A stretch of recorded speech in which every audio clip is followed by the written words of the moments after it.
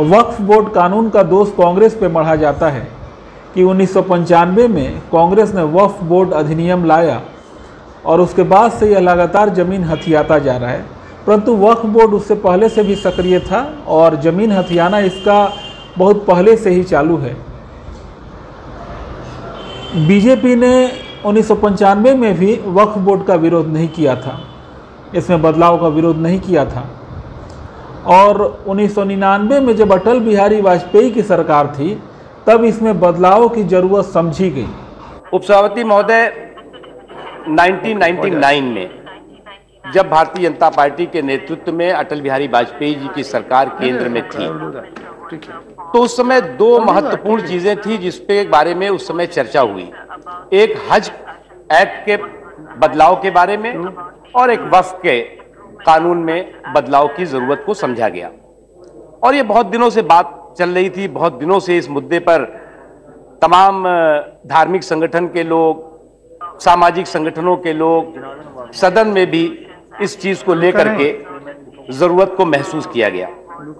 उस समय एक ज्वाइंट पार्लियामेंट्री कमेटी बनी, जेपीसी, और उस जेपीसी ने वक्फ के कानून के अमेंडमेंट के तमाम पहलुओं पर बहुत गंभीरता के साथ चर्चा की और काम किया।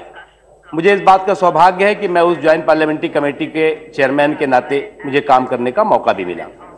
मुख्तार अब्बास नकवी कह रहे हैं कि 1999 में जब अटल बिहारी वाजपेयी की सरकार थी, वे प्रधानमंत्री थे, तब वक्फ एक्ट में बदलाव की जरूरत समझी गई और एक ज्वाइंट पार्लियामेंट्री कमेटी बनाई गई, जेपीसी, जिसके अध्यक्ष नकवी थे, और उस कमेटी ने इसमें तमाम बदलावों के सुझाव दिए।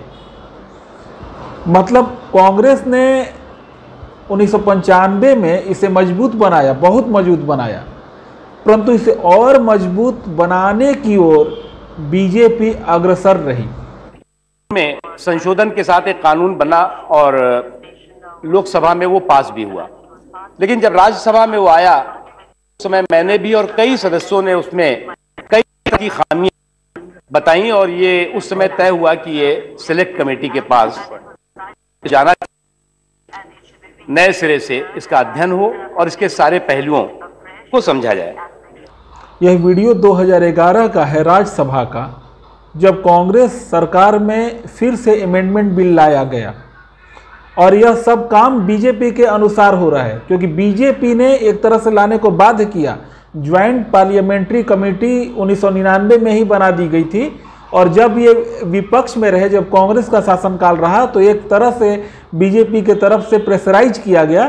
तब 2011 में यह वक्फ अमेंडमेंट बिल आया। सबने अपने अपने सुझाव दिए, कुछ सुझाव माननीय मंत्री जी ने इसमें शामिल किए हैं और कुछ को इग्नोर किया गया है, उसको शामिल नहीं किया, जिसके बारे में मैं आगे बताऊंगा। हम वक्फ की प्रॉपर्टीज के सुरक्षा, उसके उपयोग के बारे में चर्चा कर रहे हैं। आज जो सदुपयोग के बारे में चर्चा कर रहे हैं, आज जब हम इस चर्चा को शुरू करने जा रहे हैं तो हमें यह नहीं मालूम कि वक्फ की प्रॉपर्टी कितनी है मुल्क में, हमें यह नहीं मालूम कि कितनी प्रॉपर्टीज पर इंक्रोचमेंट है, हमें यह नहीं मालूम कि किस वक्फ के बोर्ड में और उसके दफ्तर में कितनी प्रॉपर्टी रजिस्टर्ड हैं।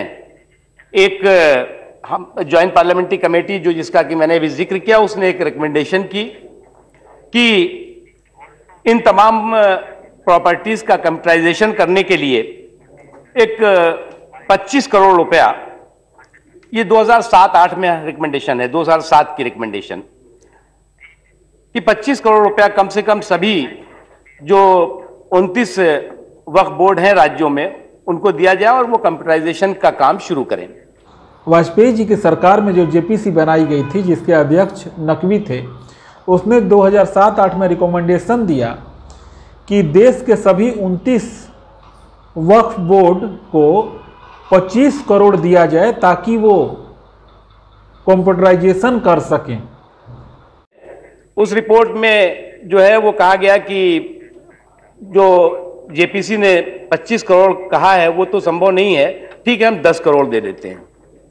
और वो भी 10 करोड़ 2007 की और 8 की रिकमेंडेशन को 10 और 11 में 10 करोड़ रुपए दिया गया। नकवी कांग्रेस पे आरोप लगा रहे हैं कि हमने 25 करोड़ मांगे थे और दिया गया 10 करोड़। अब उसमें उस 10 करोड़ में होना क्या है? प्रॉपर्टीज रजिस्ट्रेशन मैनेजमेंट, मुतवल्ली return management, leasing of properties management, legislation of tackling management, document archive management, GIS वक्फ properties, fund management of mosque, दरगाह, कब्रिस्तान, इमाम बाड़ाज एंड अदर्स, लोन मैनेजमेंट और राइट टू इंफॉर्मेशन एक्ट। अब सर ये 10 करोड़ रुपए में 29 वक्फ के ऑफिसेज हैं पूरे मुल्क में।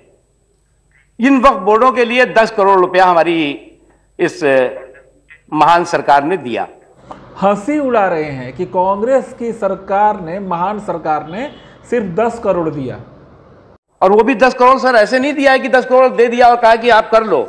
उसको भी जो है 1 करोड़, फिर जो है 40 लाख, और अभी 10 करोड़ वो भी पूरा नहीं दिया है। 1 करोड़, फिर 829 लाख, फिर 454 लाख, ऐसे करके इतने ही अभी दिया हुआ है। नकवी जी मैं समझ गया, ठेठ भाषा में इसे मछली बेचकर पैसा देना कहते हैं, थोड़ा थोड़ा करके।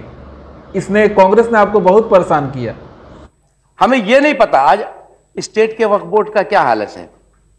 वहां पे सर ऑफिस में जो बेचारा क्लर्क काम करता है उसको तनख्वाह नहीं मिलती। उसके ऑफिस में कुर्सियां जो हैं वो बाबा आदम के जमाने की मिलेंगी। एक छट्टा जो है वो टूटा होगा तो दूसरा जो है कील से ठुका होगा। आप अंदर चले जाएंगे तो चूहे घूमते रहेंगे। सारी फाइल जो होती हैं वो फाइल आधी जो है वो चूहे काट डालते हैं, आधी दीमक खा जाती है। आप कहते हैं कि वक्फ प्रॉपर्टीज का रिकॉर्ड कहां मिलेगा? रिकॉर्ड भैया, आज सभापति महोदय इन तमाम सवालों के साथ हम इस कानून को बनाने जा रहे हैं। एक अच्छी पहल है। देखिए किस तरह से पूरी निष्ठा के साथ 2011 में बीजेपी ने वक्फ अमेंडमेंट बिल को सपोर्ट किया है। हम मानते हैं कि कुछ नहीं से आप कुछ तो करने की शुरुआत कर रहे हैं, जिसको कि अटल बिहारी वाजपेयी जी ने जिसको शुरू किया था, और आप इतने दिनों के तक उस प्रक्रिया को चलाया। मुख्तार अब्बास नकवी अटल बिहारी वाजपेयी को वक्फ कानून का श्रेय दे रहे हैं। सर अब ये एक अपने आप में सवाल है कि आप इन जो आप कहते हैं इंक्रोचर, इनको कैसे हटाएंगे? जिस वक्फ बोर्ड के पास अपने ऑफिस को रहने के लिए, अपने ऑफिस कार्यालय चलाने के लिए पैसा नहीं है, वो जो है वो इतने बड़े वक्फ माफियाओं के साथ किस तरह से भिड़ेगा, इसका कोई समाधान इसमें नहीं किया है। इसमें ये लिखा है सर, कोई ऑफिसर अगर जो है वो इग्नोर करता है, इंक्रोचमेंट को नहीं हटाता, तो आप कहते हैं कि जी उससे 15,000 रुपए का फाइन और उससे जो है 15,000 रुपए फाइन के रूप में ले लिया जाएगा। अरे भैया 15,000 रुपए, माननीय मंत्री जी, आप अगर फाइन लगाएंगे तो वो तो उसके लिए तो और अच्छा है। उस वक्त की प्रॉपर्टी को वो बेचेगा या उसके रिकॉर्ड को ऐसी की तैसी कर देगा, आपको रिकॉर्ड मिलेगा नहीं, और 15,000 रुपए तो बहुत ठीक है, 15,000 रुपए वो फाइन भी दे देगा आराम से। उस फाइन को आप बढ़ाइए और फाइन के साथ साथ और भी सजा के प्रावधान करने चाहिए। जैसे वक्फ ने किसी जमीन पे दावा ठोक दिया, तो नकवी चाहते हैं कि दावा ठोक दिया तो उसे खाली करा करके दिया जाए और एक समय सीमा के अंदर, और अगर वह अधिकारी ऐसा नहीं करता है तो 15,000 फाइन सफिशिएंट नहीं है। वो बोल रहे हैं कि फाइन बढ़ाया जाए और इसमें सजा के भी प्रावधान किए जाएं। आपने कहा है the Muslim member enrol with the bar council of the concerned state or union territory provide that in case there is no Muslim member of the bar council of a state, and the state government may nominate a reputed person from the state having knowledge and experience of the law. Sir, आप इस औकाफ की जब बात करते हैं, आप जो है वो वक्फ की बात करते हैं, और आप ये कहते हैं 65 साल से जो सरकार सत्ता में रही है वो ये कहती है कि एक पढ़ा लिखा, एक कानून का जानकार मुसलमान नहीं मिल पाएगा। ये अपने आप में मजाक है। मतलब आप ये कह रहे हैं कि साहब हमने जो है वो इस देश के मुसलमानों को इतनी अशिक्षा दे दी है, इतना कमजोर बना दिया है कि वो कहीं इस लायक नहीं है, इसलिए जो है वो हमने एक दूसरा प्रोविजन भी कर दिया कि कोई और ढूंढ के लगा लेना भैया। एक बार काउंसिल का मुस्लिम मेंबर भी इसमें रखा जाएगा, परंतु इन केस अगर मुस्लिम मेंबर ना हो तो राज्य सरकार किसी दूसरे को भी बैठा सकती है। इस पर मुख्तार अब्बास नकवी भड़क जाते हैं और कांग्रेस पे आरोप लगाते हैं कि आपने 60-65 सालों में इतनी मुसलमानों के अंदर अशिक्षा भर दी है और आप स्वयं मानते हैं कि मुस्लिम उतना शिक्षित नहीं है। देखिए किस तरह से बीजेपी ने वक्फ अमेंडमेंट बिल को सपोर्ट किया है। तो वो तो सरकार करती है काम, आप इसका सरकार दुरुपयोग करेंगी इसका, और अपनी मर्जी से जैसे अफसर नियुक्त करते हैं उसी तरह से ये सरकारें जो हैं अपना कोई पिट्ठू वहां पर बैठा देंगी और जो वक्फ बोर्ड की हालत है उससे और बद से बदतर होगी। नकवी चाहते हैं कि राज्य सरकार को इसमें से पूरी तरह से हटा दिया जाए, मतलब पूरा पावर वक्फ बोर्ड के पास हो, राज्य सरकार को हस्तक्षेप करने का कोई अधिकार ना हो, मतलब आसानी से जमीन हड़पी जा सके।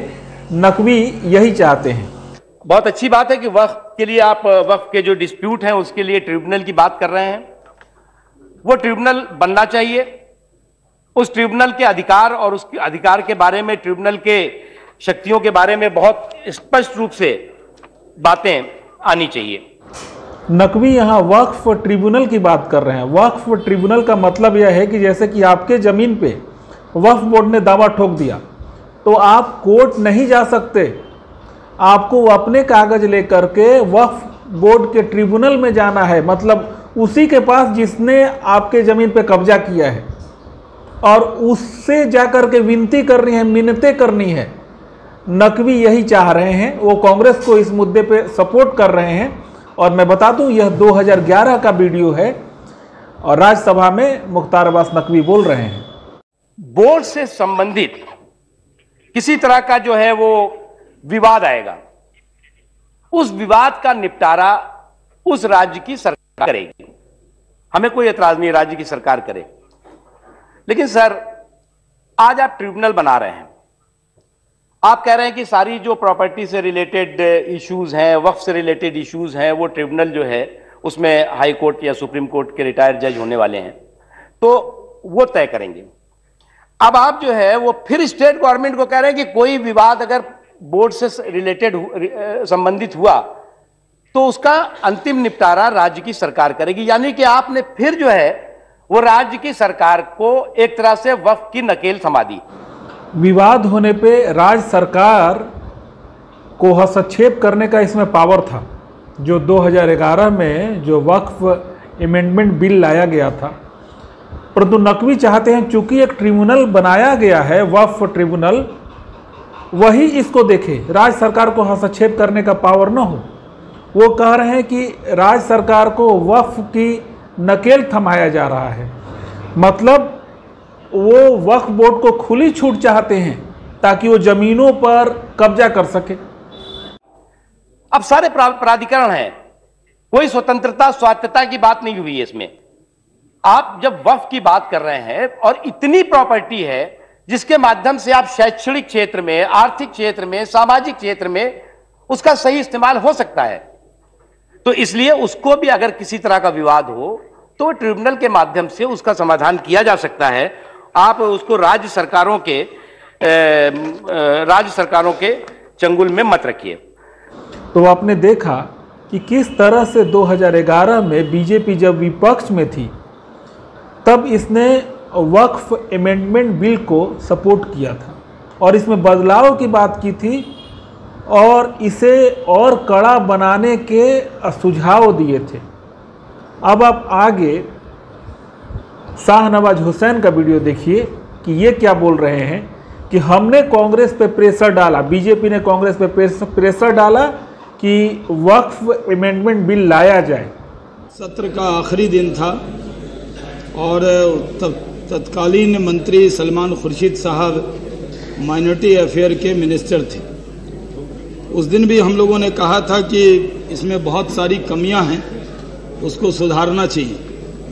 लेकिन आप जानते हैं सभापति जी कि जब माइनॉरिटी का सवाल आता है, अल्पसंख्यकों का सवाल आता है, उसके हक और हकूक़ का सवाल आता है, तो भारतीय जनता पार्टी सरकार की तरफ से जब इस तरह के सवाल आते हैं तो हम उसका सपोर्ट करते हैं। इसलिए जो वक्फ अमेंडमेंट बिल है उसका तब भी हमने सपोर्ट किया था और तब भी मैं पार्टी की तरफ से बोलने के लिए खड़ा हुआ था। आज भी जो वक्फ अमेंडमेंट बिल सरकार लेकर आई है, जो पहले इसमें, क्योंकि जो वक्फ अमेंडमेंट है वो उस बिल की बहुत ज़रूरत थी।